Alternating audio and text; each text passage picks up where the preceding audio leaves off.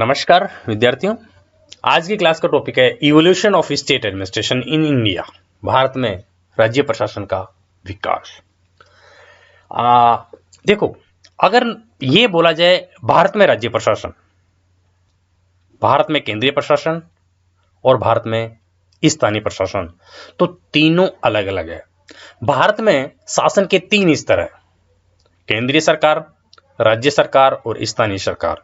स्थानीय सरकार local self government जिसको हम बोलते हैं, ग्रामीण क्षेत्रों में पंचायती राज संस्था और शहरी क्षेत्रों में नगर निगम, नगर पालिका, नगर परिषद जो होती है, नगरीय संस्थाएं। तो स्थानीय प्रशासन की दो संस्थाएं होती है, पंचायती राज संस्थाएं और नगरीय संस्थाएं। ये स्थानीय प्रशासन में हम पढ़ते हैं। और केंद्रीय प्रशासन में हम भारत केंद्रीय स्तर पर जो प्रशासन है वो पढ़ते हैं, और राज्य प्रशासन में राज्य स्तरीय जो प्रशासन है, प्रांतीय स्तरीय जो प्रशासन है वो पढ़ते हैं। तो प्रांत स्तरीय जो प्रशासन है, मैंने आपको पहले भी कई बार बताया कि भारत में तीन शासन की जो तीन शक्तियां हैं, तीन सूचियां हैं: संघीय सूची, राज्य सूची और समवर्ती सूची। चौथी हम सूची मान सकते हैं जिसको हम बोलते हैं अवशिष्ट शक्तियां। मतलब भारत में शासन की जो टोटल विषय है वो तीन सूचियों में बांटा गया है। संघीय सूची के विषयों पर शासन चलाने का अधिकार केंद्रीय सरकार को है, जो केंद्रीय प्रशासन में हम पढ़ते हैं। राज्य प्रशासन राज्य सूची के विषयों पर प्रशासन करता है, तो वो आता है राज्य प्रशासन में। तो भारत में राज्य प्रशासन का विकास कैसे हुआ, जब हम राज्य प्रशासन पढ़ेंगे तो आपका टॉपिक का नाम है जैसे भारत में राज्य प्रशासन की सामान्य पृष्ठभूमि, general background of state administration. तो जनरल सेकंड इसका जो एस्पेक्ट आएगा वह इंपॉर्टेंस ऑफ स्टेट एडमिनिस्ट्रेशन, राज्य प्रशासन का महत्व, क्या इंपॉर्टेंस है स्टेट एडमिनिस्ट्रेशन की, क्यों स्टेट एडमिनिस्ट्रेशन का स्ट्रक्चर बनाया गया है, या स्टेट एडमिनिस्ट्रेशन क्या काम करता है। तो इवोल्यूशन ऑफ स्टेट एडमिनिस्ट्रेशन का मतलब है भारत में राज्य प्रशासन का विकास कैसे हुआ। यह हम प्राचीन काल से शुरू करके, प्राचीन मध्यकाल में इसकी क्या स्थिति थी, ब्रिटिश काल में इसकी क्या स्थिति थी, और स्वतंत्रता प्राप्ति के पश्चात राज्य तुरंत जो 15 अगस्त 1947 को भारत आजाद हुआ, तो तब भारत में कैसे कैसा राज्य प्रशासन था, और उसके बाद विभिन्न जो आयोग एवं समितियां बनी और राज्यों का पुनर्गठन हुआ, और उस आज क्या स्थिति है, ये न केवल पब्लिक एडमिनिस्ट्रेशन के और पॉलिटिकल साइंस के विद्यार्थियों को जानना आवश्यक है, बल्कि किसी भी सब्जेक्ट के विद्यार्थियों को जो कॉम्पिटिटिव एग्जाम देना चाहते हैं, जो प्रतियोगिता परीक्षाओं में शामिल होना चाहते हैं, अपना जनरल नॉलेज बढ़ाना चाहते हैं, उनको ये बातें पता होनी चाहिए। तो हम ये पढ़ेंगे कि भारत में राज्य प्रशासन का विकास कैसे हुआ। ये जानने के लिए कि भारत में राज्य प्रशासन का विकास कैसे हुआ, पहले आपको ये जानना है कि राज्य किसे कहते हैं। देखो, राज्य क्या है, स्टेट क्या है, और राज्य जान लेने के बाद क्या भारत में राज्य प्रशासन का मतलब क्या है, यह जानना आवश्यक है। पॉलिटिकल साइंस के विद्यार्थी अच्छी तरह जानते हैं कि राज्य किसे कहते हैं। देखो, स्टेट, जो स्टेट पॉलिटिकल साइंस राजनीति विज्ञान में या जो परिभाषा दी गई है स्टेट की, वो यहां पर लागू नहीं होती। मैं आपको पहले ही बताना चाहता हूं। आपको यह समझना है कि भारत यूनियन ऑफ स्टेट्स है। अगर इंडिया की मैं एक संवैधानिक दृष्टि से बात करूं तो भारत यूनियन ऑफ स्टेट्स है, भारत राज्यों का संघ है, अर्थात संघ है, फेडरल है इंडिया। संघात्मक शासन व्यवस्था है भारत में। संघात्मक शासन व्यवस्था का मतलब है कि भारत में दो प्रकार की सरकारें होती है, केंद्रीय सरकार और राज्य सरकार, सेंट्रल गवर्नमेंट और स्टेट गवर्नमेंट। तो जहां पर संघात्मक शासन व्यवस्था है वहां पर दो प्रकार की सरकार होगी, केंद्रीय सरकार और राज्य सरकार। तो इनके मध्य, केंद्रीय सरकार के मध्य, राज्य सरकार के मध्य आपसी संबंध जो हो वो सौहार्दपूर्ण हो, उनमें आपस में कोऑर्डिनेशन हो, उनमें सामंजस्य हो, यह आवश्यक है, क्योंकि दोनों एक दूसरे पर निर्भर है। आपस में दोनों सरकार एक दूसरे पर निर्भर है। केंद्रीय सरकार जनहित के लिए जो कार्य बनाएगी उनको राज्य सरकारें तो लागू करेगी राज्य स्तर पर, और राज्य सरकार भी केंद्रीय स्तर पर निर्भर है। तो ये जो कुछ ऐसे विषय हैं जो केंद्रीय सरकार के पूर्ण अधिकार में है, जिन पर केंद्रीय सरकार को ही वो करना है, जैसे वैदेशिक मामलों का जो संबंध है, दूसरे देशों के साथ संबंध, वो राज्य सरकारें का काम नहीं, वो केंद्रीय सरकार का काम है। तो कुछ ऐसे विषय, डाक एवं तार, आप ये बात जानते हैं कि कौन से विषय उसमें आएंगे संघीय सूची में, तो वो केंद्रीय सरकार करती है। और जो शिक्षा, स्वास्थ्य, पेयजल, ये राज्य सरकारों का काम है। तो मैं आपको ये समझाना चाह रहा हूं कि ये जो दो प्रकार की सरकारें होती है, इन दो प्रकार की सरकारों में एक राज्य जो शासन है वो एक प्रकार से विकेंद्रीकृत शासन व्यवस्था का पर्याय है कि जो शासन व्यवस्था उसमें विकेंद्रीकरण कर दिया गया, उसका डिसेंट्रलाइजेशन कर दिया गया है। तो जो केंद्रीय स्तर, राज्य स्तर और स्थानीय स्तर, ये जो है विकेंद्रीकरण का वो है। तो अब आपको समझना है कि राज्य किसे कहते हैं। देखिए, सामान्यतः किसी देश को राज्य कहा जाता है। आपको ये समझना है कि कोई भी देश होगा उसको राज्य कहा जाएगा। जैसे भारत एक राज्य है, देश को राज्य कहा जाता है। लेकिन राज्य प्रशासन में राज्य का मतलब, मैं आपको यहां पर यह समझाना चाह रहा हूं कि राज्य किसे कहते हैं, लेकिन राज्य प्रशासन में राज्य का वो अर्थ नहीं है जो राजनीति विज्ञान में राज्य का अर्थ लिया जाता है। सामान्यतः किसी देश को राज्य कहा जाता है, ठीक है ना। राजनीति विज्ञान के सभी लोग ये मानते हैं। राज्य की जो सबसे बढ़िया परिभाषा वो गार्डनर ने दी है। राज्य किसे कहते हैं, स्टेट। जैसे गार्डनर ने क्या, राज्य थोड़े अथवा बहुसंख्यक लोगों का एक ऐसा समुदाय है। राज्य थोड़े अथवा बहुसंख्यक लोगों का एक ऐसा समुदाय है जो किसी प्रदेश के निश्चित भूभाग पर स्थायी रूप से रहते हों, जो बाह्य शक्ति के नियंत्रण से अंशतः पूर्णतः स्वतंत्र हो, और जिसमें ऐसी स्वतंत्र सरकार विद्यमान हो जिसके आदेशों का पालन नागरिकों का बहुमत स्वाभाविक रूप से करता हो। गार्डनर की इस परिभाषा में राज्य के 4 आवश्यक तत्व होते हैं। जैसे मैं कहूं आपको कि भारत एक राज्य है, तो भारत में 4 आवश्यक तत्व होंगे तभी भारत एक राज्य कहलाएगा। जनसंख्या, लोग, एक या एक से अधिक लोग होंगे, लोगों का समूह होगा वो जनसंख्या। भारत में जनसंख्या होना, मतलब स्टेट में जनसंख्या होना आवश्यक है। निश्चित भूभाग होगा, फिक्स भौगोलिक क्षेत्र होगा। वहां एक सरकार होगी, सरकार की 3 शाखाएं होगी, मतलब व्यवस्थापिका, कार्यपालिका और न्यायपालिका। और संप्रभुता का मतलब वो किसी शक्ति के, अन्य वैदेशिक शक्ति के नियंत्रण के अधीन नहीं होगा। आंतरिक एवं बाह्य दृष्टि से पूर्ण स्वतंत्र को ही संप्रभुता कहते हैं। तो किसी देश में अगर ये चारों बातें हैं तो वो राज्य कहलाता है। कंट्री की बात कर रहा हूं मैं, किसी देश की। वहां जनसंख्या, निश्चित भूभाग, सरकार और संप्रभुता, इस प्रकार राज्य के 4 आवश्यक तत्व हैं। और अगर इन 4 आवश्यक तत्वों के आधार पर हम विचार करें तो भारत एक राज्य है, राजस्थान राज्य नहीं है, इस राजनीति विज्ञान की इस परिभाषा के अनुसार। ठीक है, जनसंख्या, निश्चित भूभाग, सरकार और संप्रभुता, जो 4 बातें होती है वो राज्य नामक जो संस्था में होती है वो राज्य है। ये तो मतलब मेनली परिभाषाएं मानी जाती है। ठीक है, इस प्रकार जैसे हम बात करें राजस्थान, हरियाणा, पंजाब, ये राज्य नहीं है, ये प्रांत है। ये प्रांत है, स्टेट है। ठीक है ना। और कई बार हम राज्य का मतलब सरकार भी समझते हैं कि भारत एक राज्य, भारत सरकार।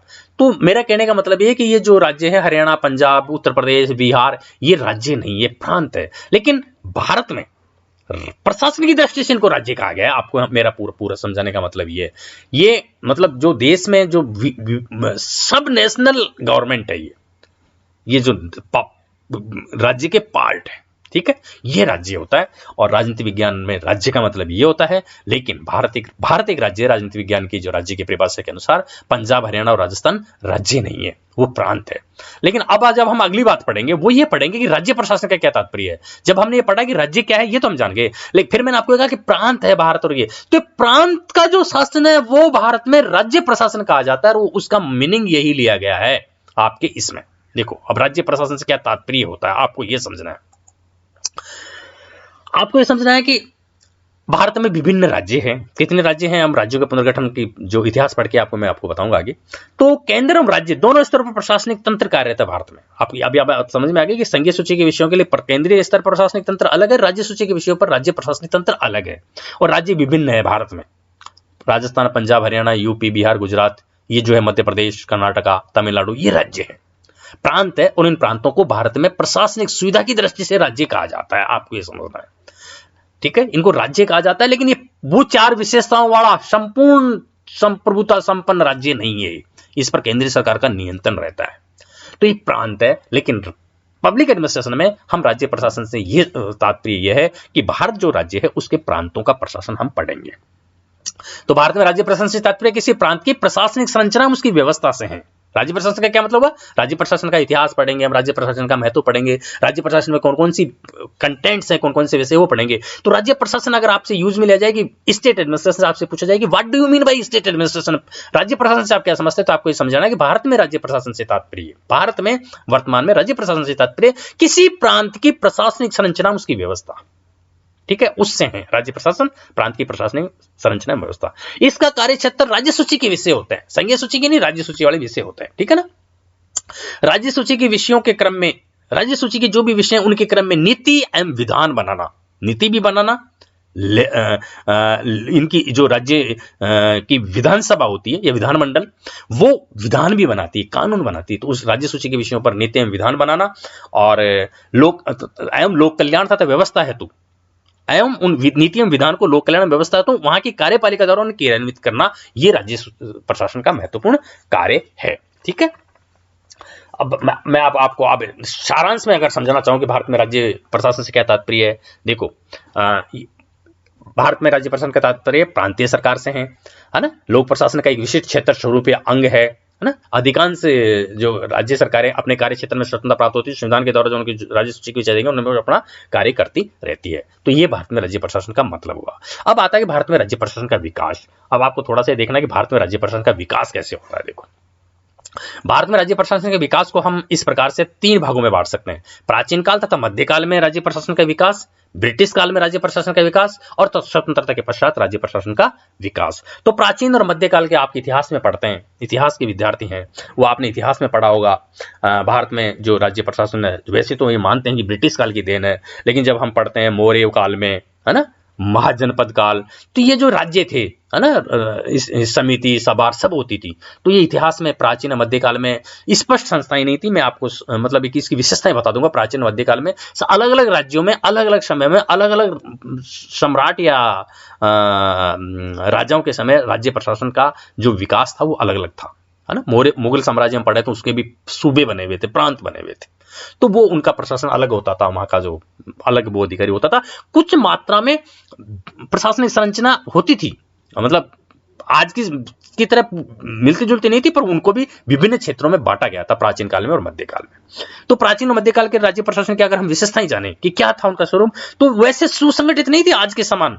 आज के समान उस समय के राज्य प्रशासन अधिकार संपन्न और सुसंगठित नहीं था। पहले तो ये पढ़ना, जब इतिहास के विद्यार्थी हो आप समझोगे। तो प्राचीन काल में राज्य प्रशासन का जो आज के समय राज्य प्रशासन संपन्न सुसंगठित नहीं था, और केंद्रीय सत्ता को क्रियान्वित करना उनका मुख्य कार्य था। उस टाइम इतनी स्वतंत्रता प्राप्त नहीं थी जो आज है। केंद्रीय सत्ता जो भी उनके आदेश देते थे उनका क्रियान्वित करना उनका मुख्य कार्य होता था। और राज्य प्रशासन के पास प्रत्यक्ष सत्ता और कर्मचारी तंत्र नहीं होता था। प्रत्यक्ष सत्ता नहीं होती थी और कर्मचारी तंत्र नहीं होता था प्राचीन और मध्यकाल में। ठीक है ना। स्थायी संरचना नहीं थी। राज्य प्रशासन आवश्यकता के समय में गठित हो जाता था, बदलते रहते थे। ठीक है ना। तो समय अनुसार बनाए जाते थे ना।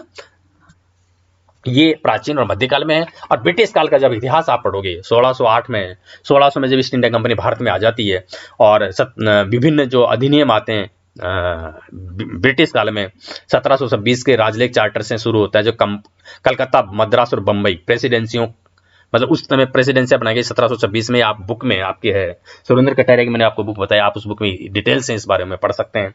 तो उसमें आप ये देखेंगे कि वहां प्रेसिडेंसियां मतलब प्रेसिडेंसियां बनाई गई ना। आधुनिक राज्य प्रशासन की नींव है प्रेसिडेंसियां। 1720 के चार्टर में कलकत्ता, मद्रास और बंबई 3 प्रेसिडेंसियां बनाई गई थी। फिर 1757 में प्लासी की लड़ाई होती है, 1764 में बक्सर युद्ध होता है। उसके पश्चात जो है, जो आपको इतिहास के विद्यार्थी जानते हैं कि मुगल बादशाह जो था शाह आलम, उसने कंपनी को, ईस्ट इंडिया कंपनी को बंगाल प्रांत दे दिया था, बिहार दे दिया था, उड़ीसा का दीवान बना दिया था उनको। तो 1773 में रेगुलेटिंग एक्ट आता है, ये आप अपनी बुक में पढ़ते जाना। पिट्स इंडिया एक्ट आता है 1764 में और 1784 में। तो इनके द्वारा जो है राज्य प्रशासन का स्वरूप परिवर्तित होता रहता है। फिर 1833 का चार्टर आता है, राजलेख, बंगाल का गवर्नर जनरल। 1833 के चार्टर 1833 के राजलेख के द्वारा बंगाल का गवर्नर जनरल संपूर्ण भारत का गवर्नर जनरल बना दिया गया था। और ये जो मद्रास और बंबई, ये जो प्रेसिडेंस, इनकी परिषदों को कानून बनाने के अधिकार पर प्रतिबंध लगा दिया गया था। तो 1833 के बाद 1853 का अधिनियम आता है, तो संपूर्ण भारत के लिए एक विधानमंडल की स्थापना को बंद किया गया। बुक में आपको डिटेल से दिया गया है, जो जीके और जीएस के लिए अपने हिसाब से पढ़ना है। 1853 के बाद 1857 की क्रांति होती है। फिर 1861 में भारत परिषद अधिनियम आता है, उसमें विधानसभा को कानून बनाने का अधिकार दिया गया था, है ना। ये जो 1861 वाला है, इसको प्रोफेसर एम.बी. फाइली ने इसको 20वीं सदी की भारतीय विधायिकाओं का प्रारंभिक राजपत्र मानते हैं। तो 1861 के बाद फिर 1885 में आपको पता है अखिल भारतीय कांग्रेस की स्थापना हो जाती है। फिर धीरे धीरे 1919 का अधिनियम आ जाता है। 1909 का आता है पहले, 1909 के बाद 1919 का अधिनियम आएगा। मॉर्लेमेंटो सुधार 1909 वाले हैं। 1919 के बाद 19 का मॉन्टेग्यू चेम्सफोर्ड सुधार है। तो इन विभिन्न सुधारों का, विभिन्न आर्टिकल्स का पढ़ोगे तो भारत में राज्य प्रशासन का विकास होता रहता है, इनको अब आप जानते जाओगे। और 1935 का भारत सरकार अधिनियम है, वो तो था ही, आज का जो वो है हमारा भारतीय संघ, वो 1935 के अधिनियम से मिलता जुलता है। 1935 के अधिनियम में भी 3 सूचियां बनाई गई थी, प्रांतीय सूची, संघीय सूची और समवर्ती सूची। उस समय संघीय सूची में 59 विषय रखे गए थे, प्रांतीय सूची में 54 और समवर्ती सूची में 36। ठीक है, तो भारतीय उसी समय इंडियन पॉलिटिकल सर्विस की स्थापना की गई। 1935 का अधिनियम आप राज्य प्रशासन के विकास में आप ढंग से उसको उस टाइम पढ़ते टाइम पढ़ेंगे। और ये मैं आपको ये बताना चाह रहा हूं कि जो 1919 के पूर्व भारत की प्रांतीय स्थिति अलग अलग थी, बंबई बंगाल और मद्रास, बंबई और बंगाल अलग था, उसमें अलग अलग स्टेट में अलग अलग विशेषताएं थी, है ना। ब्रिटिश काल में जनरली भारतीय प्रांत को क्या कहा जाता था, प्रोविंस, एजेंसी, प्रेसिडेंसी, इनमें विभक्त किए गए थे अलग अलग। तो ये कि जनरल ऐतिहासिक बैकग्राउंड है जो आपको थोड़ा सा इससे परिचित होना है, जनरल बैकग्राउंड से। इसके बाद अपन आ जाते हैं स्वतंत्रता के पश्चात भारत में राज्य प्रशासन का विकास कैसे होता है। ये अब तक जो ब्रिटिश प्राचीन काल और मध्यकाल की भारत में राज्य प्रशासन की विशेषताएं मैंने आपको बता दी, बुक में आपके हैं, आप पढ़ लेंगे कि सुसंगठित नहीं था, केंद्रीय सत्ता के अधीन थे वो, उसके राज्य प्रशासन के अलग कर्मचारी नहीं थे। ब्रिटिश काल में धीरे धीरे संरचना विभिन्न एक्ट्स के द्वारा विभिन्न भारत में ये जो प्रेसिडेंसी या प्रोविंस जो इकाइयां बनी, प्रशासनिक इकाइयां, वो ब्रिटिश काल में बनी। और जो ही भारत स्वतंत्र हुआ उसके पश्चात 4 श्रेणी के राज्य थे। जो ही भारत स्वतंत्र हुआ 1947 में, उस टाइम हम देखेंगे तो भारत में जो राज्य थे वो 4 प्रकार थे। देखो, स्वतंत्रता के समय हमारा देश राजनीतिक दृष्टि से 2 भागों में विभक्त था। आपको चित्र पता है, political science, public administration, history के विद्यार्थी जानते हैं कि जब भारत स्वतंत्र रहा उस समय हमारा देश राजनीतिक दृष्टि से 2 भागों में विभक्त था। एक भाग तो प्रत्यक्ष ब्रिटिश शासन के अधीन था, डायरेक्टली ब्रिटिश शासन के अधीन था, तथा उसमें आधुनिक प्रांतीय शासन व्यवस्था शुरू हो चुकी थी। ठीक है, दूसरा भाग था वो रियासतों के रूप में था अथवा रजवाड़ों का था, जहां अपनी अपनी तरह की प्रशासनिक व्यवस्था प्रवृत्ति। तो 15 अगस्त 1947 को जब भारत स्वतंत्र हुआ तो स्वतंत्र होते भारत के संपूर्ण भारत प्रत्येक राज्य इकाइयों देशी रियासतों के रूप में मतलब विभक्त हो गया, और देशी रियासतें मतलब टोटल मिला के 565 इकाइयां बन गई। ऐसी स्थिति में सभी रियासतों को भारत में सम्मिलित करना एक दुष्कर कार्य था, क्योंकि जो डायरेक्टली ब्रिटिश शासन के अधीन था ना, वहां तो प्रांतीय शासन व्यवस्था थी, लेकिन जो देशी रजवाड़े थे, देशी रियासतें थी, उनका अपना एक अलग ढांचा था, अलग प्रशासनिक व्यवस्था थी। तो उनको भारतीय संघ में सम्मिलित करना सबसे बड़ा कठिन कार्य था, जिसे हमारे लौह पुरुष, जिसे हम लौह पुरुष कहते हैं, सरदार वल्लभ भाई पटेल ने, उन्होंने संभव किया था। तो 15 अगस्त 1947 की तिथि तक, जो 15 अगस्त 1947 की तिथि हम कहते हैं, उसमें भोपाल, हैदराबाद, जूनागढ़ और जम्मू कश्मीर के अतिरिक्त सभी देशी रियासतें भारतीय संघ में विलय होने का पत्र दे चुकी थी। ये कुछ रियासतें थी जो भारतीय संघ में सम्मिलित नहीं हुई थी 15 अगस्त 1947 को। उसके अलावा सभी देशी रियासतों को इन्होंने भारतीय संघ में सम्मिलित कर लिया था, भारत राज्य में, भोपाल, हैदराबाद, जूनागढ़ और जम्मू कश्मीर को छोड़कर। तो प्रारंभ में स्वतंत्र भारत के राज्य को 4 श्रेणियों में बांट सकते हैं। 1947 की स्थिति में जो आपके लिखा हुआ श्रेणी क, श्रेणी ख और श्रेणी ग और श्रेणी घ। तो श्रेणी क, इस श्रेणी में वे राज्य रखे गए थे। देखो, श्रेणी क में कौन से राज्य रखे गए थे? वे राज्य रखे गए थे जो ब्रिटिश शासन के प्रत्यक्ष नियंत्रण में रह चुके थे, डायरेक्टली ब्रिटिश शासन के अधीन थे, गवर्नर प्रांत थे, वो श्रेणी क में उन्होंने बांट दिया। ब्रिटिश भारत के 9 राज्य थे उस समय श्रेणी क में, जो कौन कौन से थे जो डायरेक्टली ब्रिटिश शासन के अधीन थे? असम, बिहार, बंबई, मध्य प्रदेश, मद्रास, उड़ीसा, पंजाब, पश्चिम बंगाल तथा यूपी, यूनाइटेड प्रोविंस, या जिसको हम दूसरा नाम संयुक्त प्रांत, ये 9 राज्य थे। इन राज्यों में 216 देशी रियासतें भी सम्मिलित की गई। ठीक है, और ये वे रियासतें थी जो कि भौगोलिक दृष्टि से, जो मैंने अभी 9 नाम लिए हैं, इनके समीप थी। इस प्रकार इन 216 देशी रियासतों और इन 9 राज्यों को मिलाकर श्रेणी क के राज्य बनाए गए, जिसमें असम, बिहार, बंबई, मध्य प्रदेश, मद्रास, उड़ीसा, पंजाब, पश्चिम बंगाल और यूपी, यूनाइटेड प्रोविंस, जिसको नाम लेंगे, या दूसरे शब्दों में हिंदी में उसको बोलेंगे संघ प्रांत। ये थे श्रेणी ख में। श्रेणी ख में उन देशी रियासतों के लिए थी, श्रेणी ख देशी रियासतों के लिए थी जो प्रत्यक्ष ब्रिटिश शासन में सम्मिलित नहीं रही, जो डायरेक्टली ब्रिटिश शासन के अधीन नहीं रही। उनका इन कुल 275 देशी रियासतें थी, उनको मिलाकर कुछ प्रांतों का निर्माण किया गया और उन्हें राज्य संघ नाम दिया गया और इन्हें श्रेणी ख माना गया। इस प्रकार की श्रेणी ख में कौन कौन से राज्य थे? राजस्थान, जम्मू कश्मीर, मध्य भारत, त्रावणकोर कोचीन, सौराष्ट्र, हैदराबाद, मैसूर, विंध्य प्रदेश तथा PEPSU, Patiala and east Punjab states union. इस प्रकार कुल 9 राज्य श्रेणी ख में उभर कर आए। इन सबको मिलाकर 9 राज्य बनाए गए। ठीक है, 275 देशी रियासतों को मिलाकर जो ये श्रेणी ख के राज्य बनाए गए, वो 9 राज्य बने। मूलतः प्राथमिक सूची में तो 5 हैदराबाद, जम्मू कश्मीर, मध्य भारत, मैसूर, पैप्सू का नाम था, लेकिन जो देशी रियासतें मिलाकर इसमें कुल 9 राज्य बनाए गए। और श्रेणी ग, श्रेणी ग में केंद्र शासित प्रदेशों को श्रेणी ग में घ में रखा गया। श्रेणी ग में 10 बड़ी रियासतें थी, अजमेर, कूच बिहार, भोपाल, कुर्ग, हिमाचल प्रदेश, बिलासपुर, दिल्ली, कच्छ, मणिपुर एवं त्रिपुरा को इसमें सम्मिलित किया गया। मूलतः सूची में 5 अजमेर, भोपाल, बिलासपुर, कूच बिहार, कुर्ग का नाम था। और अंततः श्रेणी में 70 छोटी रियासतें भी सम्मिलित की गई। और अंतिम श्रेणी के जो राज्य बने वो श्रेणी घ थी। इसमें केंद्र शासित तथा छोटे प्रदेश जैसे अंडमान निकोबार एवं अर्जित राज्य क्षेत्र यदि कोई हो उनको सम्मिलित किया गया। इस प्रकार स्वतंत्रता प्राप्ति के समय भारत में राज्यों की 4 श्रेणियां थी। तो देशी रियासतों के एकीकरण का कार्य किसने किया? सरदार वल्लभ भाई पटेल ने। जिस योजना के तहत किया उसे पटेल योजना कहलाती है। शुरू में रियासतों ने जिस अधिनियम पर पत्रों पर हस्ताक्षर किए उनमें उन्होंने भारतीय अधिराज्य को अपने वैदेशिक कार्य, जो जिन पत्रों पर उन्होंने साइन किया ना, उन्होंने भारतीय अधिराज्य को, इंडियन डोमिनेशन को वैदेशिक कार्य, प्रतिरक्षा तथा संरचना कार्य सौंपे थे, किंतु बाद में उन्होंने संपूर्ण कार्य सौंपकर भारत में विलय उचित समझा। ये भारत में स्वतंत्रता के समय राज्यों की स्थिति थी। तो भारत में स्वतंत्रता के समय जो राज्यों की स्थिति थी वो ये थी, और बाद में इसका और जो विकास होता गया वो आप आगे पढ़ेंगे। अब इन राज्यों का भारत में जो विकास हुआ, देखो आपको इसमें यह पढ़ना है कि भारत में जो राज्यों का विकास हुआ, भारत में राज्यों के पुनर्गठन, राज्यों का पुनर्गठन होता रहा, पिछले साल भी हुआ, अब तक भी पुनर्गठन समय समय पर होता रहा है। वो हम पढ़ेंगे कि कब कब कैसे कौन से राज्य बने। लेकिन ये पुनर्गठन एकाएक नहीं हुआ, इनके लिए विभिन्न समितियां, आयोग बने। तो भारत में विभिन्न समितियां और आयोग बने और उन्होंने सिफारिशें दी, उन्होंने अपनी रिकमेंडेशंस दी कि किन आधार पर कौन से राज्य बनाएंगे, कहीं भाषा के आधार पर, कहीं भौगोलिक क्षेत्र आधार पर। तो ये जो बने आयोग, तो आपको यहां समझना है कि भारत में स्वतंत्रता प्राप्ति के पश्चात राज्यों के पुनर्गठन से संबंधित विभिन्न समितियां बनी, विभिन्न आयोग बने स्वतंत्रता प्राप्ति के पश्चात, और उनके अनुसार विभिन्न राज्य बने। और आज राज्यों की, आज जो जितने राज्य और केंद्र शासित प्रदेश है वो जानने से पहले हम इनका इतिहास देखेंगे, कौन कौन से राज्य कब बना। एवं इन्होंने विभिन्न सिफारिशें की विभिन्न समिति आयोगों ने, जिनके आधार पर विभिन्न राज्यों का गठन हुआ। अब इनमें से मैं आपको यहाँ शॉर्ट में ये बताना चाहूंगा कि कौन कौन सी समितियां आयोग बनी, और फिर राज्यों का पुनर्गठन है जो वो हम अगले क्लास में पढ़ेंगे।